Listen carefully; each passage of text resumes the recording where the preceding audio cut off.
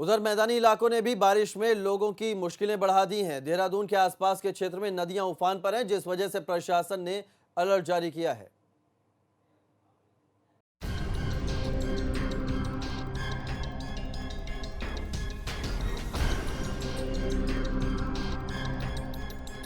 पहाड़ों में हुई तेज बारिश से देहरादून में नदियां उफान पर बह रही हैं।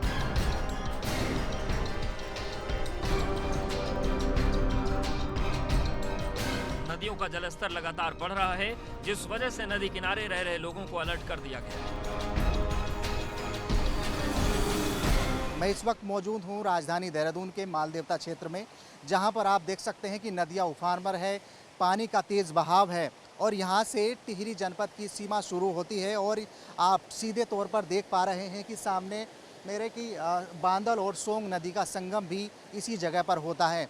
और जिस तरह से लगातार उत्तराखंड में मूसलाधार बारिश अभी आफत बनी हुई है, तो ऐसे में नदियों का उफान पर होना लोगों की मुसीबत में और इजाफा करता है। मालदेवता इलाके में बह रही इस नदी को देखिए, पिछले कुछ रोज में इसका जलस्तर काफी बढ़ गया है। जब बारिश होती है तो ऊपर ज़्यादातर पहाड़ों में जो बहुत तेज़ बरसात होती है, यहाँ पता नहीं होता कब नदी का जल स्तर बढ़ जाए और कब यहाँ भारी नुकसान हो जाए। तो इस तरीके से अलर्ट पॉइंट सरकार का होना चाहिए कहीं भी, हमारा जैसे मौसम विभाग का ये अलर्ट पॉइंट। लेकिन ग्रामीण क्षेत्र में यहाँ किसी को पता नहीं होता कब अचानक से ये जल स्तर बढ़ जाए। बरसात का मौसम नदी किनारे रहने वाले लोगों के लिए किसी मुसीबत से कम नहीं है। उत्तराखंड में लगातार आफत की बारिश जारी है और जो नदियों का उफान है वो बहुत तीव्र है। और आप देखेंगे कि ऐसे भी कई घर हैं जो बिल्कुल नदी के किनारे हैं और इन घरों को अक्सर बहुत ज़्यादा दिक्कतें होती हैं जैसे ही बरसात शुरू होती है और इन घरों में पानी घुस जाता है। और नदियों के किनारे रहने पर जो है लोगों को पूरी रात भर डर सताता है। और लगातार जो बारिश का सिलसिला है वो उत्तराखंड में जारी है। आम दिनों में नदी सूखी रहती है, जिससे ये लोग नदी पार कर नदी के एक छोर से दूसरे छोर पर जाते रहते हैं। मगर अब नदी उफान मारकर बह रही है, जिससे खतरा बढ़ गया है।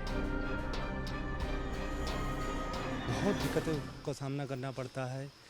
बच्चों को लेके लोग सिमट जाते हैं, अपने अपने घरों के कोने पकड़ लेते हैं। या मैं अब कहाँ नदी का भाव तेज होता है, इतना तेज हो जाता है कि बच्चों को बड़ों को बचाना बड़ा मुश्किल हो जाता है। बरसात के सीजन में हर साल लोगों को इसी तरह से तबाही का सामना करना पड़ता है, मगर लोगों की समस्या का आज तक समाधान नहीं हो पाया है।